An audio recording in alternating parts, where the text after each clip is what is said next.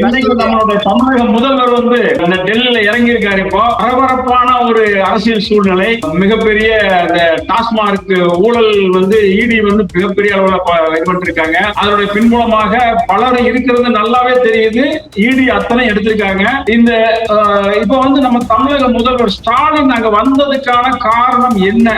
முதலமைச்சர் மாண்புமிகு மு.க. ஸ்டாலின் டெல்லியில் இருக்கிறார். இது ஒரு மகத்தான செய்தி. கடந்த 3 ஆண்டுகளாக அவர் 2022, 23, 24 இந்த 3 ஆண்டுகளிலும் நிதி ஆயோக் என்று சொல்லக்கூடிய பழைய பிளானிங் கமிஷனுடைய மீட்டிங்க்கு வராது இருந்தார். இருப்பினும் இந்த வாட்டி வந்திருக்காரு. ஏன் வந்திருக்காரு? நேற்று வரத்துக்கு முன்னாடி கனிமொழி வந்து நிர்மலா சீதாராமன் அமித்ஷாவும் பார்த்திருக்காங்க. அந்த அம்மா அது யானை வரும் முன்னே மணி ஓசை வரும் பின்னேங்கிற மாதிரி கனிமொழி அந்த கிரவுண்ட் செட் பண்ணிட்டாங்க. இது வந்து மு.க. ஸ்டாலினுக்கு இது ஒரு வெற்றிகரமாக ஒரு பயணமாக இருந்தாலும் கண்டிப்பாக அவருடைய மகன் மு.க. ஸ்டாலினுடைய மகன் உதயநிதி ஸ்டாலின் சனாதன தர்மத்தை பற்றி பேசியதனால் 3 முறை வராதிருந்தார் என்று பலர் சொன்னாலும் ஆதித்யநாத் அமித்ஷாவுடன் புகைப்படம் வேண்டாம் என்று சொன்னாலும் கம்பல்சன் இருக்குதுங்க வரத்துக்கு. காரணம் தமிழகத்தில் நிதி பற்றாக்குறை இருக்கிறது. தமிழகத்தில் டிஃபென்ஸ் காரிடாரை கொடுத்திருக்கிறார் நரேந்திர மோடி அவர்கள். அதை எப்படி எடுத்து செல்வது, பொதுமக்களுக்கு குறிப்பாக 8 கோடி தமிழர்களுக்கு எது நாணயம் வர இருக்கிறது என்றெல்லாம் ஆலோசனை செய்ய திட்டமிட சொல்லி இருக்கிறார். போராத வரைக்கும் டாஸ்மார்க்குடைய நேற்று சுப்ரீம் கோர்ட்ல வெற்றி கிடைத்த பிறகு முதல் தடவையாக வருவதனால் அவருடைய ஒரு விஜயத்தை வீரநடை என்று சொன்னாலும் என்னுடைய பொறுப்பில் நான் சொல்ல வேண்டும் என்றால் இது ஒரு மகத்தான திருப்புமுனை நரேந்திர மோடியினுடைய வெற்றிக்கு பிறகு. இதுவரைக்கும் எதற்கெடுத்தாலும் மோடியோட எது வந்தாலும் எதிர்ப்பு தெரிவித்துக் கொண்டிருந்த நமது முதல்வர் அவர்கள் இப்போ ஒரு 15 நாளாக தமிழகத்துல ஒரு கலக்கி கொண்டிருக்கக்கூடிய ஈடியோட பிரச்சனை அதை ஒட்டி வர்றதாக பல செய்தியாளர்களும் பல பத்திரிகையாளர்களும் சொல்றாங்க. ஏன்னா அவருடைய பையன் வந்து உதயநிதி துணை முதல்வர் அவரு வந்து இந்த இதுல இன்வால்வ் ஆயிருக்காரு, அதுல சம்பந்தப்பட்ட ஆட்களோட இன்வால்வ் ஆயிருக்காருங்கிற செய்திகள் இது வீடியோவோட வந்துருச்சு. இந்த யாரார் குற்றம் சாட்டுறாங்களோ அவங்க எல்லாருமே வந்து அந்த வீடியோல இருக்காங்க.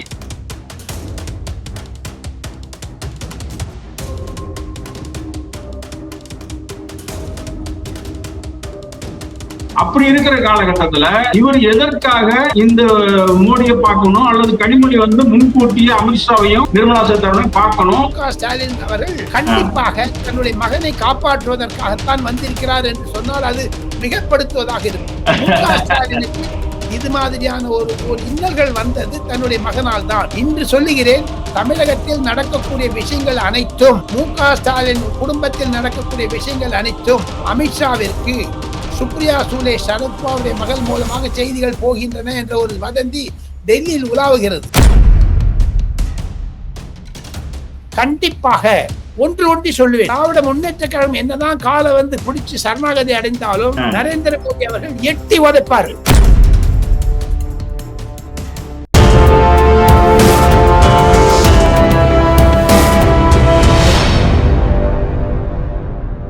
யூத்தமிழ் ஊடக நேயர்களுக்கு வணக்கம். நீங்க பாத்தீங்கன்னா தொடர்ந்து நம்மளுடைய சேனல்ல வந்து ஆழமாக அந்த அரசியலை ஒரு ஆழமாக அலசி ஆராய்ந்து செய்யக்கூடிய பலர் வந்திருக்காங்க. அதுல இப்ப இன்னைக்கு வந்து இருக்கிறவர் வந்து மிகப்பெரிய பின்புலம், அதாவது ஒரு பாரம்பரியமாக அவர் வந்து பத்திரிகை துறையில அவங்க குடும்பமே இருந்திருக்குது. அவரை நான் சொன்னது முன்னையே வந்து உங்களுக்கு யாருனான ஒரு இது வரலாம். அவருடைய குடும்பத்தை பத்தி சிலது சொல்லி போட்டு அப்புறமேல அப்படியே அவர்கிட்ட போய் பேசிடுவோமே. அதாவது அவருடைய தாத்தா வந்து ராஜாஜி கவர்னர் ஜெனரல், முதல் கவர்னர் ஜெனரலா இருந்த ராஜாஜியோட பிஏ, இப்ப வந்து பிஏன்னு சொல்லலாம், பர்சனல் செக்ரட்டரி பிஎஸ்ன்னு சொல்லலாம். அந்த மாதிரி அவர் இருந்தவர். அது இல்லாம சுதந்திரா கட்சியில அவர் வந்து சில முக்கிய பொறுப்புகள் இருந்திருக்காரு. அவ்வளவு முக்கியமான பொறுப்புகள். அதே போல அவங்க தாத்தா வந்து பத்திரிகை துறை வந்தவர். இந்த பின்புலத்தை வைத்துக் கொண்டு சென்னையில் பிறந்து வளர்ந்திருந்தாலும் இன்னைக்கு டெல்லியில ஆக்கிரமிச்சு கிட்டத்தட்ட ஒரு 45 ஆண்டுகள் டெல்லி அரசியலை வந்து எல்லாமே ஓரளவுக்கு ஆழமான அரசியலாக மக்களுக்கு கொடுக்கக்கூடிய ஒரு மிகப்பெரிய பத்திரிகையாளராக, மூத்த பத்திரிகையாளராக இருக்கக்கூடிய ஐயா ராஜகோபால் அவர்கள் நம்மளோட இருந்திருக்காரு. வணக்கம் ஐயா. நமஸ்காரம். நமஸ்காரம். நமஸ்காரம் ஐயா. இப்ப நீங்க வந்து இன்னைக்கு நம்மளோட தமிழக முதல்வர் வந்து டெல்லியில இறங்கி இருக்காரு. இப்போ பரபரப்பான ஒரு அரசியல் சூழ்நிலை. ஏன்னா இப்ப சென்னையில அந்த இது என்ன நடந்துட்டு இருக்குன்னு உங்களுக்கு தெரியும். மிகப்பெரிய அந்த டாஸ்மார்க் ஊழல் வந்து இடி வந்து மிகப்பெரிய அளவுல இது பண்ணிட்டு இருக்காங்க. அதனுடைய பின்புலமாக பலர் இருக்கிறது நல்லாவே தெரியுது. இடி அத்தனை எடுத்திருக்காங்க.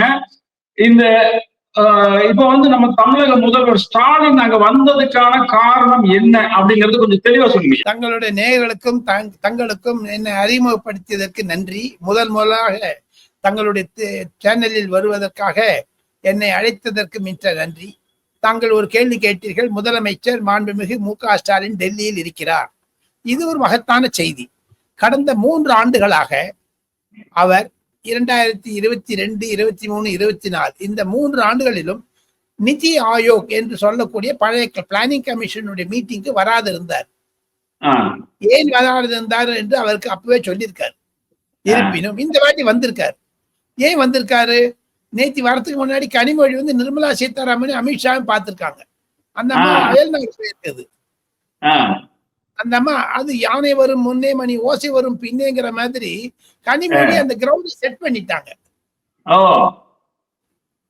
இது வந்து மு.க. ஸ்டாலினுக்கு இது ஒரு வெற்றிகரமாக ஒரு பயணமாக இருந்தாலும் அவருக்கு கண்டிப்பாக அவருடைய மகன் மு.க. ஸ்டாலினுடைய மகன் உதயநிதி ஸ்டாலின் சனாதன தர்மத்தை பற்றி பேசியதனால் 3 முறை வராதிருந்தார் என்று பலர் சொன்னாலும் யோகி ஆதித்யநாத் அமித்ஷாவுடன் புகைப்படம் வேண்டாம் என்று சொன்னாலும் ஒரு கம்பல்சன் இருக்குதுங்க வரத்துக்கு.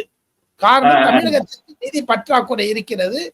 அதையும் தவிர பிரதமர் நரேந்திர மோடி அவர்கள் ஆபரேஷன் சிந்தூர் முடிந்த பிறகு முதல் முறையாக அனைத்து மாநில முதலமைச்சர்களையும் கலந்து ஆலோசித்து இந்த கூட்டத்தில் வரக்கூடிய நாட்களில் விக்சித் பாரத் விக்சித் ராஜ்ய என்று சொல்லக்கூடிய வளர்ச்சி அடையும் தமிழம் வளர்ச்சி அடையும் இந்தியா என்ற தலைப்பில் நரேந்திர மோடியின் முன்னாக மாண்புமிகு முதலமைச்சர் மு.க. ஸ்டாலின் பேச இருக்கிறார். இதில் ஆர்டிபிஷியல் இன்டெலிஜென்ஸ், 6G மற்றும் ஸ்பேஸ் டெக்னாலஜி இது போன்ற விஷயங்களில் எல்லாம் அவர்கள் தீவிரமாக ஆலோசனை செய்ய இருக்கிறார்கள். ஒன்னே ஒன்று தங்களுடைய நேயர்களுக்கு ஒரு விசேஷ செய்தியாக சொல்ல வேண்டும் என்றால், சென்ற வருடம் 24 டிசம்பர் மாதம் 3 நாட்கள் சீஃப் செக்ரட்டரி மீட்டிங் நடந்தது டெல்லியில. அதுல பிரைம் மினிஸ்டர் பேசியிருக்காங்க. அதனுடைய தொடர்ச்சியாக தான் இப்போது முதலமைச்சர் மீட்டிங், அதுவும் பிரைம் மினிஸ்டருடைய தலைமையில. இதுக்கு எது முக்கியத்துவம் கேட்டீங்கன்னா, வரக்கூடிய ஆண்டுல தமிழகமும் முன்னேற வேண்டும். தமிழகத்தில் டிஃபென்ஸ் காரிடாரை கொடுத்திருக்கிறார் நரேந்திர மோடி அவர்கள். அதை எப்படி எடுத்து செல்வது, பொதுமக்களுக்கு குறிப்பாக 8 கோடி தமிழர்களுக்கு எது நாணயம் வர இருக்கிறது என்றெல்லாம் ஆலோசனை செய்ய திட்டமிட சொல்லி இருக்கிறார். போராத வரைக்கும் டாஸ்மார்க்குடைய நேற்று சுப்ரீம் கோர்ட்ல வெற்றி கிடைத்த பிறகு முதல் தடவையாக வருவதனால் அவருடைய ஒரு விஜயத்தை வீரநடை என்று சொன்னாலும், என்னுடைய பொறுப்பில் நான் சொல்ல வேண்டும் என்றால், இது ஒரு மகத்தான திருப்பு முனை. நரேந்திர மோடியினுடைய வெற்றிக்கு பிறகு, ஆபரேஷன் சிந்தூர் பாகிஸ்தானை வெற்றிக்கு பிறகு நரேந்திர மோடிக்கு ஆதரவாக சென்னையில் இவர் முதலமைச்சர் திராவிட முன்னேற்ற கழகத்தின் சார்பாக, அரசின் சார்பாக ஊர்வலம் எடுத்தார். அதாவது வரக்கூடிய நாட்களில் ராணுவம், கடற்படை, கப்பல் படை, விமானப்படை அனைத்துக்கும் நன்றி தெரிவிக்கும் அளவிற்கு. அதையும் தவிர முதலமைச்சர் தான் பிபின் ராவத் அவர்கள் சீஃப் ஆஃப் டிஃபென்ஸ் ஸ்டாஃப் வந்து ஊட்டியில் விமான நிலையத்தில் மரணம் அடைந்த போது முதல் முறையாக சென்னையில் இருந்து போரில் பார்த்தார். அதுக்கு நரேந்திர மோடி பாராட்டினார் அவரை. அப்பேற்பட்ட பின்னணி கொண்ட மு.க. ஸ்டாலின் அவர்கள் அவருடைய தந்தையாருடைய பின்னணியில் டெல்லி வந்திருப்பது மிக முக்கியத்துவம் வாய்ந்தது. தமிழகத்திற்கு என்ன முன்னேற்றங்கள் வேண்டும் என்று கேட்டாலும் சில கோரிக்கைகளை வைக்க இருக்கிறார். கண்டிப்பாக 26,000 கோடி ரூபாய் தேவை என்று ஒரு பெட்டிஷன் கொடுக்க இருக்காங்க. அதெல்லாம் அரசுக்கு முதல் அரசாக சரியாக இருக்கும். அரசியல் ரீதியாக பார்த்தால் இது நரேந்திர மோடிக்கு ஒரு உள் விஷயங்கள், அதாவது தமிழகத்தில் நடப்பது என்ன என்பதை பற்றி எல்லாம் இன்று மாலை டெல்லி வந்து நாளை காலை பாரத் மண்டபம் என்று சொல்லக்கூடிய இடத்தில் முதலமைச்சர்கள் மாநாடு நடக்கிறது. அதில் முதலமைச்சர் மு.க. ஸ்டாலின் கலந்து கொள்வது மிக முக்கியமான திருப்பமாக நினைக்கிறேன். ஐயா, நீங்க சொன்னீங்க உங்களோட தொடக்க உரையில நீங்க வந்து கனிமொழி வந்து அமித்ஷாவையும் நிர்மலா சீதாராமனையும் சந்திச்சுட்டு வந்திருக்காங்க அப்படின்னு சொன்னீங்க. இப்ப முதல்வரோட மாநாடு கலந்து கொள்றதுக்கு முதல்வர் வந்திருக்காருன்னு சொல்றீங்க. இப்போ தமிழகத்துல நடக்கக்கூடிய உள்ளுக்குள்ள பல பிரச்சனைகள் இருக்குது. இதை ஒட்டி ஆனா வந்து நீங்க இன்னொன்னு சொன்னீங்க, உங்களோட பேச்சிலே சொன்னீங்க, அதாவது பிளானிங் கமிஷன் மாநாடுகள்ல கடந்த 2-3 மாநாடுகள்ல கலந்து கொள்ளவில்லை அப்படின்னு சொல்லியிருக்கீங்க. அப்போ இந்த இது வந்து இந்த இப்ப வந்திருக்கிற டெல்லி பயணங்கிறது எந்த அளவுக்கு முக்கியத்துவம் வாய்ந்ததுன்னு நீங்க நினைக்கிறீங்க? அதை சொன்னீங்க, அதாவது 26,000 கோடி வாங்குறதுக்காக வர்றாரு அப்படின்னு சொல்லிருக்கீங்க. ஆனால் இதையெல்லாம் தாண்டி இதுவரைக்கும் எதற்கெடுத்தாலும் மோடியோட இது எது வந்தாலும் எதிர்ப்பு தெரிவித்துக் கொண்டிருந்த நமது முதல்வர் அவர்கள் இப்போ ஒரு 15 நாளாக தமிழகத்துல ஒரு கலக்கி கொண்டிருக்கக்கூடிய ஈடியோட பிரச்சனை, அதை ஒட்டி வர்றதாக பல பல செய்தியாளர்களும் பல பத்திரிகையாளர்களும் சொல்றாங்க. ஏன்னா இப்போ நம்ம முதல்வர் வந்து வெளிநாடு பயணம் போகும்போதே அவரோட ஒரு பெரிய டீம் போகும், அவரோடய போகும், அவருக்கு முன்னாடி ஒரு டீமும் போய் உட்கார்ந்துருவாங்க. அங்க வெளிநாடுகளை உட்கார்ந்து அங்க வந்து இவங்களோட சொந்த பிரச்சனையை தான் இது பண்ணுவாங்க. சொந்த இன்வெஸ்ட்மெண்ட் எப்படி பண்றது, எப்படி என்னென்ன பண்ணணும் அப்படிலாம் கேட்பாங்க. அப்படிங்கிற மாதிரி லண்டன் போனப்பவும் சரி, அல்லது துபாய் போனப்பவும் சரி, அல்லது அமெரிக்காவே போனாலும் சரி, இந்த மாதிரிதான் நடந்தது அப்படின்னு சொல்லி பல பத்திரிகையாளர் சொல்லியிருக்காங்க. அது கண்கூடாக பார்க்கக்கூடியதாகவும் இருந்தது. ஆனால் இந்த முறை பல இடர்பாடுகளை தாண்டி இந்த பிளானிங் கமிஷன் மாநாட்டுக்காக மட்டுமே வந்தாரா, அல்லது வேற ஏதாவது சூட்சமங்களோட இந்த இடி பிரச்சனைக்காக வந்திருக்காரா? ஏன்னா அவருடைய பையன் வந்து உதயநிதி துணை முதல்வர், அவரு வந்து இந்த இதுல இன்வால்வ் ஆயிருக்காரு, அதுல சம்பந்தப்பட்ட ஆட்களோட இன்வால்வ் ஆயிருக்காருங்கிற செய்திகள் இது வீடியோவோட வந்துருச்சு. அந்த யார் மேல குற்றம் சாட்டுறாங்களோ அவங்க எல்லாருமே வந்து அந்த வீடியோல இருக்காங்க. அப்படி இருக்கிற காலகட்டத்துல இவர் எதற்காக இந்த மோடியை பார்க்கணும், அல்லது கனிமொழி வந்து முன்கூட்டியே அமித்ஷாவையும் நிர்மலா சீதாராமனையும் பார்க்கணும், இதெல்லாம் வந்து ஏதாவது நான் ஒரே ஒரு பதில் சொல்ல இருக்கிறேன்.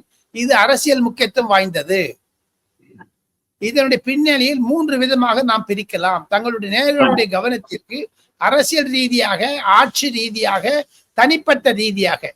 இதே நரேந்திர மோடி சென்னை வந்திருந்த போது கோபேக் மோடி என்று சொன்ன திராவிட முன்னேற்ற கழகம் இப்பொழுது சரணாகதி அடைகிறதா என்றெல்லாம் சொல்லுகிறார்கள். எடப்பாடி பழனிசாமியும் மு.க. ஸ்டாலினும் அறிக்கைகளை நேற்று முன்தினம் மாற்றிக்கொண்டார்கள். அதையெல்லாம் நான் படித்தேன். இருப்பினும் தங்களுடைய கேள்விக்கு, சூட்சமான கேள்விக்கு சூட்சமான பதில் என்ன என்று கேட்டால், நாம் இருவரும் பழனிவேல் தியாகராஜன் கூறியதை நினைவு கொள்ள வேண்டும். அதற்கு விடை தேடத்தான் டெல்லி வந்திருக்கிறார் முதலமைச்சர்.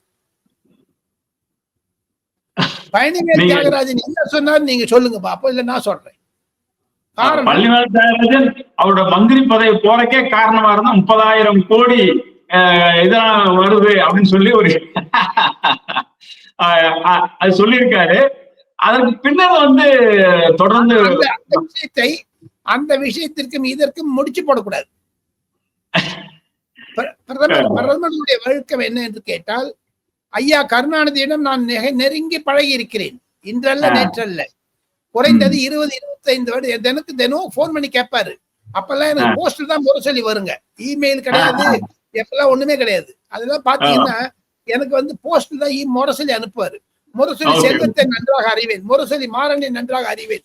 அப்பொழுதெல்லாம் 3 நாள் கழிச்சு தான் வரும். படிச்சுட்டு நேற்று படிச்சீங்களா சாமி அப்படின்னு, என்ன சாமின்னு தான் கூடுவாரு. அப்படி அந்த மாதிரியான குடும்பத்தில் வந்த மு.க. ஸ்டாலின் அவர்கள் கண்டிப்பாக தன்னுடைய மகனை காப்பாற்றுவதற்காகத்தான் வந்திருக்கிறார் என்று சொன்னால் அது மிகப்படுத்துவதாக இருக்கும். மு.க. ஸ்டாலினுக்கு இது மாதிரியான ஒரு இன்னல்கள் வந்தது தன்னுடைய மகனால் தான். காரணம், அவர் கடந்த வருடம் துணை முதலமைச்சர் ஆக்கியவுடன் கட்சியில் பிளவு, முதலமைச்சருக்கு தூக்கம் வராமல் இருந்தது. மறுநாள் காலையில் அமைச்சர்கள் என்ன பதில் சொல்வாரோ என்று அவருக்கே ஒரு புதிராக இருந்தது. ஒவ்வொரு அமைச்சரும் சொல்லி பொன்முடி வாயை உளறினார் பாருங்க, நாக்குல சனி இருந்தது பாருங்க. வைணவம் சைவம், நின்று பண்ணலாம், உட்கார்ந்து பண்ணலாம், படுத்துன்னு பண்ணலாம். இது மாதிரியான ஒரு அசிங்கமான பேச்சுக்கு முதலமைச்சர் வழி கொடுக்கவில்லை, மந்திரி சபையிலிருந்து நீக்கிவிட்டார். அதை விட்டுருங்க. அந்த பின்னணியில் பார்த்தால் தன்னுடைய மகனை இந்த மாதிரியான ஒரு இன்னலிலே மாட்டிக்கொண்டிருக்கிறாரே என்ற ஒரு மாபெரும் வருத்தம் முதலமைச்சர் மனதில் இருப்பதாக நான் சில மூத்த எம்பிக்கள் மூலமாக அறிகிறேன்.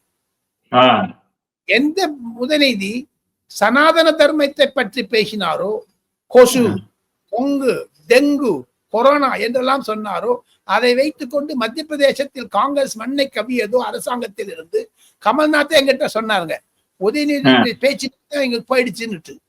அதனால்தான் டெல்லியிலேருந்து உதயநிதிய ஸ்டாலின் டிஎம்கே ரெப்ரசன்டேட்டிவ் மத்திய பிரதேசத்தினுடைய இந்திய கூட்டணிக்கு வரவே இல்லைங்க. இதெல்லாம் இந்த பின்னணியில யாருக்குமே தெரியாதுங்க. அந்த விஷயத்துல பாத்தீங்கன்னா கண்டிப்பாக முதலமைச்சர் கவலைப்படுகிறார். தன்னுடைய மகனுடைய பல கோடி ஒரு ஊழலில் சிக்கியதாக. காரணம், அவரை முதலமைச்சராக நிறுத்துவதில் 2026க்கு பிறகு ஏதாவது ஒரு பாதகம் வந்து விடுமோ என்ற அச்சம் மு.க. ஸ்டாலின் மனதில் இருப்பதாக, அவருடைய மன எண்ண அலைகள் இருப்பதாகத்தான் பலர் வர்ணிக்கிறார்கள். அதை நான் நம்புகிறேன். அப்போ முக்கியமான பயணமாக இந்த பயணம் அமையும். அவருடைய இப்போ கலைஞர் எல்லாம் இருந்தப்போ எப்படி 2G விஷயத்துல கனிமொழியை காப்பாத்துறப்போ இந்த மாதிரி ஒவ்வொரு விஷயத்தையும் பண்ணாரோ, கனிமொழி கனிமொழியை பாஜக விரும்புகிறது.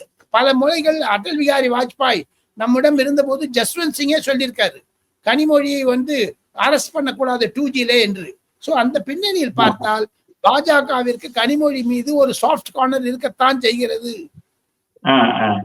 ஏன்னா திமுக ஐயா கருணாநிதியே சொல்லியிருக்காங்க, திமுக ஒரு காங்கிரஸை எதிர்க்கக்கூடிய கட்சியில் பிறந்தது. அப்பதான் காங்கிரஸ் டாமினேஷன் வந்துருச்சு ஐயா கருணாநிதி மரணம் அடைந்த பிறகு. இதே கருணாநிதி அவர்கள் அடல் பிகாரி வாஜ்பாயை கோபாலபுரத்திற்கு அழைத்து தான் இருக்கையில் உட்கார்ந்து விட்டு தான் எதிர்வரிசையில் உட்கார்ந்தார். அவ்வளவு மரியாதை கொடுத்தார்.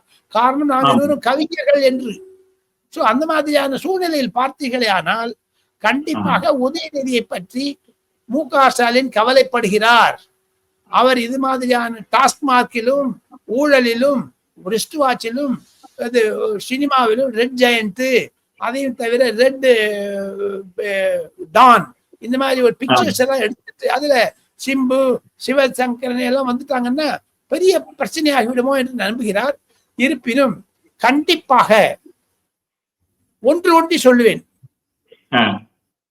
திராவிட முன்னேற்ற கழகம் என்னதான் காலை பிடிச்சு சரணாகதி அடைந்தாலும் நரேந்திர மோடி அவர்கள் எட்டி உதைப்பார். திமுகவை ஆட்சியிலிருந்து எடுக்க வேண்டும் என்ற ஒரு ரூபத்தில் இருப்பார். எந்த திராவிட முன்னேற்ற கழகம் இவரை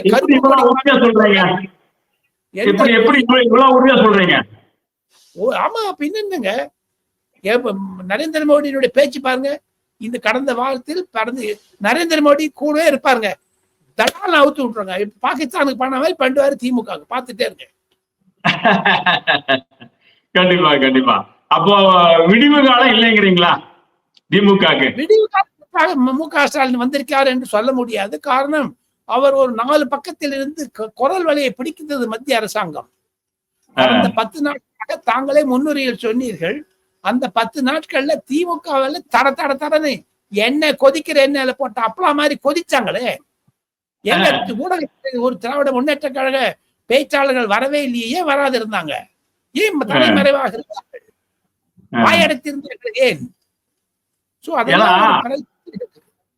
இப்போ அண்மை காலம் ஒரு 2-3 நாளைக்கு முன்னாடி கூட நீங்க சுப்ரீம் கோர்ட் ஆர்டர் ஒண்ணு வந்தது பாருங்க.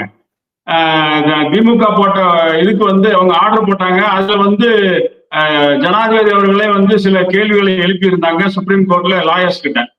சோ அவர் இதை பெரிய வெற்றியாக காமிச்சு கொண்டிருக்காங்க. இந்தியாவில இருக்கக்கூடிய எதிர்கட்சிகள்ல மிகவும் உயரமாக முன்னணியில் இருக்கக்கூடிய ஸ்டாலின் அவர்கள் சில பத்திரிகையாளரும் எழுதுறாங்க. நீங்க அப்படிப்பட்ட ஸ்டாலின் இப்ப சரண்டர் ஆயிட்டாரா? ஸ்டாலின் சரண்டர் ஆயிட்டாரா மத்திய அரசோட? மு.க. ஸ்டாலினுக்கு ஐயா கருணாநிதியிடம் இருந்த தைரியம் இல்லை என்பதுதான் என்னுடைய கருத்து. சரண்டர் ஆயிட்டான்னு சொல்ல முடியாது. ஐயா கருணாநிதிக்கு தெரியும், என்னுடைய உயரம் எனக்கு தெரியும் சொல்லுவார். எங்கிட்டே சொல்லியிருக்காரு, இது மட்டும் தான் நான் போவேன், அதுக்கு மேல போக மாட்டேன்னு சொல்லுவாரு. அதெல்லாம் யாருடைய பேச்சை கேட்டுக்கொண்டு மு.க. ஸ்டாலின் அதிகாரிகளுக்கு கைப்பாவியாக இருப்பது மாபெரும் தவறாகத்தான் நான் நினைக்கிறேன். இப்போ முதலமைச்சரோட பயணம் ஒரு 2 நாள் இருக்கும்னு வைங்க. திரும்பி வந்துட்டா அங்க இவரோட ரெப்ரசன்டேட்டிவா யார் யார் வந்து மத்திய அரசையும் சரி, மத்திய அரசு அதிகாரிகளும் சரி, அல்லது அரசு அமைச்சர்களும் சரி சந்திக்கிறதுக்கான ஏஜென்ட்டுகள் யார் யார் அங்க இருக்காங்க உங்களுக்கு தெரிஞ்சு? ஏஜென்ட்டை பத்தி அவ்வளவு நான் பேசுறதுக்கு தயாரா இல்லைங்க. ஏஜென்ட் ஏன்னா 29 எம்பிக்கள் அவர்களுக்கு ஏஜென்ட் தானுங்க. 29 எம்பிக்கள் கடந்த 8-10 வருடங்களாக தமிழகத்திற்கு என்ன நல்லது செய்தார் என்ற பட்டியலை விட என்ன நல்லது செய்யவில்லை என்ற பட்டியலில் எண்ணிக்கை அதிகமாகும். தமிழக எம்பிக்கள் 40 பேரும் தமிழகத்திற்கு என்ன நன்மை செய்தார்கள் சொல்லவே இல்லை, ஒண்ணுமே சொல்லலையே. இலங்கையிலிருந்து அம்மன் தோட்டை என்ற இடத்தில் சைனா கப்பல் வந்த பொழுது இந்திய பாதுகாப்பிற்காக குரல் கொடுத்த வைகோ ஒருவர் தான்.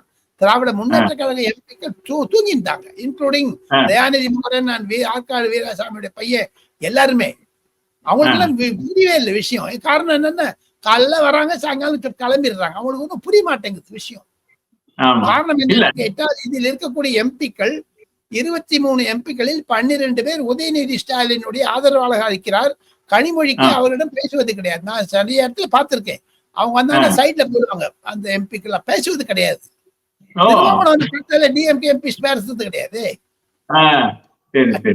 கனிமொழி அவர்கள் சரத்பவாருடைய மகள், பிரகாஷ் சிங் பாதலுடைய மருமகள், சுக்பீர் சிங் பாதலுடைய மகள், ஹர்சிம்ரத் கவுர், இந்த 2 பேர் தான் பேசுறாங்களே தவிர, இன்று சொல்லுகிறேன், தமிழகத்தில் நடக்கக்கூடிய விஷயங்கள் அனைத்தும், மு.க. ஸ்டாலின் குடும்பத்தில் நடக்கக்கூடிய விஷயங்கள் அனைத்தும் அமித்ஷாவிற்கு சுப்ரியா சூலே சரத்பவாருடைய மகள் மூலமாக செய்திகள் போகின்றன என்ற ஒரு வதந்தி டெல்லியில் உலாவுகிறது. காரணம், 2 பேரும் பக்கத்துல சீட்ல உட்காந்துக்கிறாங்க. லோக்சபால 2 பேரும் அப்படி சாப்பாடு சாப்பிடனா ஒன்னா போறாங்க, ஹேண்ட்பேக் வாங்கணும்னா போறாங்க. அவங்க இந்த அம்மா செல்வார் கமிஷ் போட்டு அந்த அம்மா புடவை கட்டிக்குது. 2 பேரும் அவ்வளவு இணக்கமாக இருக்கிறார்கள். ஆக மொத்தம் இது தமிழக ஊடகங்களுக்கு தெரிந்தாலும் தெரியாத மாதிரி காமிப்பாங்க. கனிமொழி அவர்கள் உதயநிதியினுடைய பதவி உயர்வுக்கு பிறகு சோர்ந்து விட்டார்கள். அந்த அம்மா ஒரு ஏக்நாத் ஷிண்டே மாதிரி ஆனாலும் ஆச்சரியப்படுவதற்கில்லை என்பதுதான் டெல்லியில் பரவலாக வரக்கூடிய செய்திகள். அதே போல நீங்க கனிமொழி வந்து அந்த மாதிரி இருக்காங்கன்னு சொல்றீங்க, உதயநிதிக்கு ஆகாதுங்கிறீங்க.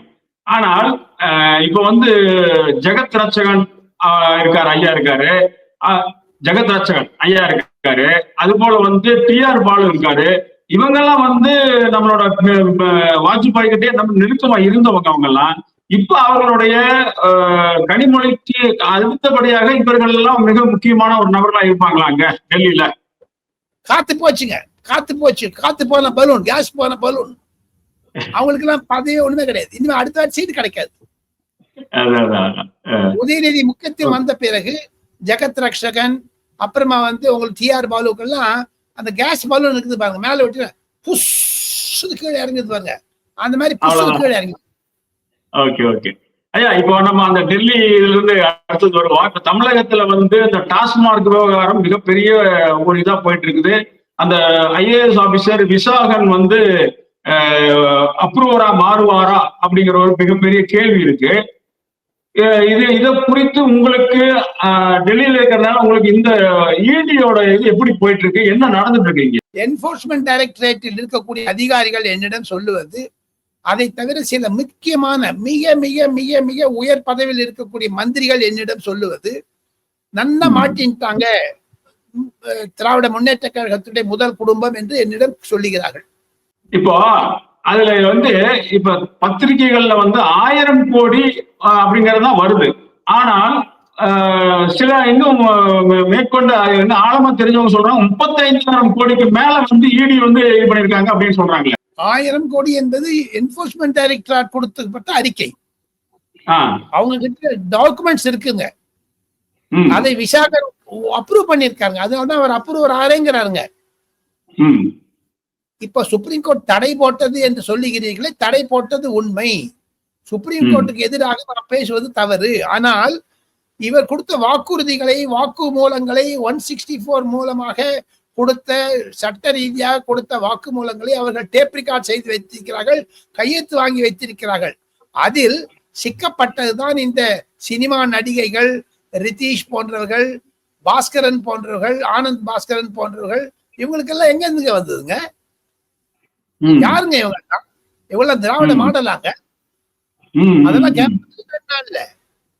இதுல இப்ப பாருங்க, செந்தில் ஆகாஷ் பாஸ்கரன், கார்த்திக், விசாகன், ரதேஷ் இவங்கெல்லாம் என்ன யாருங்க? இவங்கெல்லாம் நண்பர்கள். திராவிட முன்னேற்ற கழகத்திற்கு என்ன செஞ்சாங்க சார்? Poster ஒட்டினாங்களா sir? நான் இருந்தபோது என்னுடைய மரியாதைக்குரிய தகப்பனார் ஜா ராமபத்ரன் அவர்கள் ராஜாஜியிடமிருந்து அண்ணாதுரைக்கு செய்தி கண்டு பண்ணார் 1966-67. நான் போஸ்டர் ஒட்டி இருக்குங்க, சென்னையில பார்த்திருக்கேங்க. சைதை சம்பந்தம் என்பவர், பவளவண்ணன் என்பவர்கள் எல்லாம் திராவிட முன்னேற்ற கழகத்திற்கு என் தகப்பனாரை பார்க்க வருவாள். அதை சைதை துரசாமி இன்னும் இருக்கிறார், அவர்களுக்கு சொல்லுவாங்க. அவங்க எல்லாம் போஸ்ட் போட்டாங்க. இந்த ஆளுங்களை எங்க சார் பண்ணாங்க? செந்தில், ரித்தேஷன் யாருங்க அவங்க எல்லாம்? எதுக்காக? அதெல்லாம் உதயநிதியோட குரூப், உதயநிதியோட நம்ம நெருக்கமான நண்பர்கள், அன்பின் கொள்ள பொய்யாமொழியோட நண்பர்கள் இப்படி இருக்காங்க. இப்ப வந்து அந்த நீங்க சொல்ற நம்ம ஸ்டாலின் குடும்பத்தோட மாப்பிள்ள சபரிசன் வந்து வெளிநாடு போயிருக்காரு. இல்ல இல்ல, நேத்து டெல்லிக்கு வந்துட்டாரு. ஓகே. இப்ப ரத்தீஷை தேடி போகும்போது நீங்க பாத்தீங்கன்னா இடி போகும்போது அவங்க வீடு பூட்டி இருக்குது, அதனால சீல் வச்சுட்டாங்க, இடி சீல் வச்சிருக்காங்க அவங்க வீட்டை. அவரு வந்து இப்ப சுப்ரீம் கோர்ட் சொன்னதுனால சீட் எடுத்துருவாங்களா? அவங்க சீடி தான் எடுக்கணும், சுப்ரீம் கோர்ட் பர்மிஷன் வாங்கணுமே. ஆக மொத்தம் சீல் வச்சுதானுங்க. எங்க ரித்தீஷனுடைய மூவ்மெண்ட்ல அவங்களுக்கு தெரியுங்க. அவங்களுக்கு இதை போட்டு கொடுத்து திமுக முதல் குடும்பம் தானுங்க. ஒரு பிள்ளை டிடிவி எப்படி ஜெயிலுக்கு போனாரோ சில அரசாங்க அதிகாரிகள் புகார் கொடுத்து, அந்த மாதிரி தான் இதையும் பண்றாங்க. குடும்பத்தில் இருக்கக்கூடிய சண்டைகள், மோதல்கள் மூலமாகத்தான் இது வெடிக்கிறது. அப்படித்தான் டெல்லியில நான் உணர்றேங்க. ஐ மே பி ராங். இல்ல அதான் இப்ப வந்து இப்ப டெல்லியில வேற இவரு சபரீசன் அங்க இருக்காருன்னு சொல்றீங்க.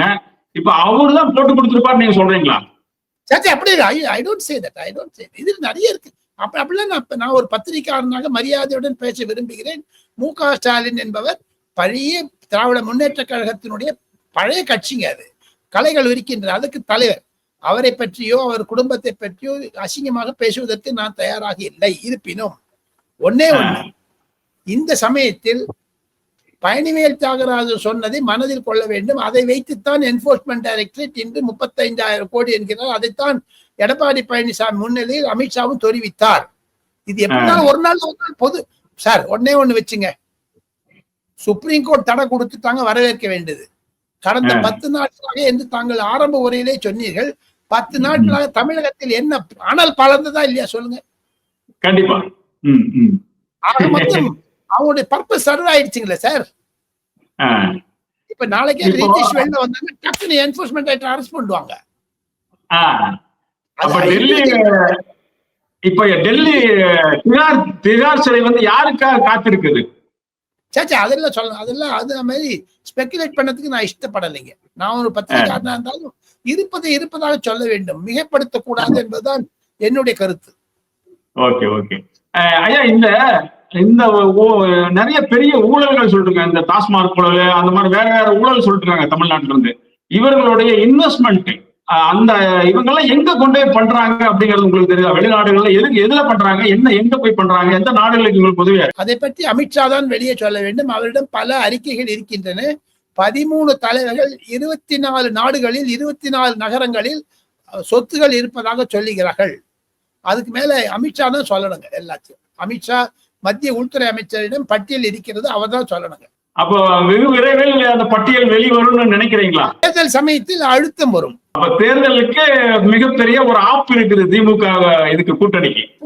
அது அவங்க இருக்குது எல்லாமே ஒரு ஒரு அன்நேச்சுரல் அலைன்ஸா இருக்குதுங்களே. யாருக்குமே இஷ்டம் இல்லாதானே இருக்காங்க. கார்த்திக் சிதம்பரம் ஒண்ணு பேசுறாரு, திருவாமலர் ஒண்ணு பேசுறாரு, கம்யூனிஸ்ட் கட்சி 15 கோடி மாசத்துக்கு வாங்கிக்கிறாங்க. ஆக மொத்தம் அது வந்து சேரா கூட்டணி, சந்தா கூட்டணியாக தான். இப்ப வீடு வாங்கினா இஎம்ஐ கட்டணும். இவங்களுக்கு ஸ்டாலின் வந்து அண்ணா அறிவாலயத்துல இருந்து இஎம்ஐ கொடுக்கிறாரு தோழமை கட்சிகளுக்கு. அப்படி அவ்வளவு